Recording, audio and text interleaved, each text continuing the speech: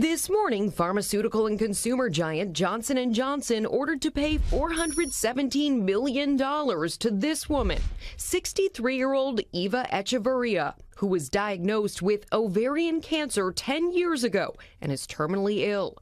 She says she started using the company's famous baby powder when she was 11 years old and only stopped using it last year after seeing a story about a possible link between the talc used in the product and ovarian cancer. Do you have any fear that you might die here? Yes. A jury watching the grandmother in this videotaped deposition. Her lawyers saying she is on her deathbed and currently too sick to testify in court. I have a grandson. He's 5 years old and he loves me so much. According to the latest lawsuit, Echeverria claims she developed ovarian cancer as a direct and proximate result of the unreasonably dangerous and defective nature of talcum powder. Echeverria testifying that if the company had labeled their product with a warning, she would have stopped using it. Eva would like to get the message out to other women in the country. This is just the latest in a series of lawsuits Johnson & Johnson has faced from women with similar claims. Last year, juries in 3 different Missouri trials awarded women combined damages of over $300 million. I'm hoping that Johnson & Johnson will listen to us and give us a warning, give other women a warning. But according to the medical community, the evidence of a possible link is unclear. The American Cancer Society saying it is not clear if consumer products containing talcum powder increase cancer risk. Johnson & Johnson telling ABC News while it sympathizes with the women and families impacted by this disease, it will appeal the verdict, saying it is guided by the science which supports the safety of Johnson & Johnson's baby powder.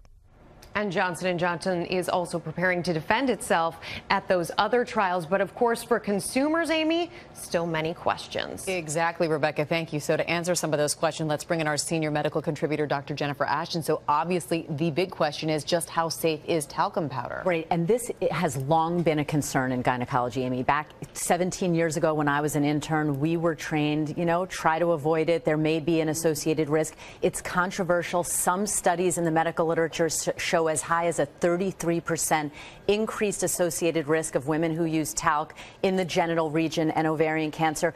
Talc has been found in the ovaries and lymph nodes of women with ovarian cancer, and we know that it's a chemical irritant. However, flip side, if talc really were that causative in cancer, we surgeons have talc on our gloves. We're putting our hands into people's bodies every day, and there would be likely a much higher rate of ovarian cancer. The American Cancer Society has said it's not clear that there's an associated increased risk between this particular type of ovarian cancer.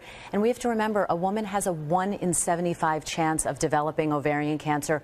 Multiple factors are associated with that risk. It's very, very difficult to pinpoint one factor with a cause of cancer. So any tips for the American consumer when using talcum powder? I think we have to remember frequency and dose. It can be safe when used on other parts of the body. It is not meant to go in the body via any orifice, so it should be kept away from that area. But again, it's very controversial. All right, Dr. Jen, thanks so much as always.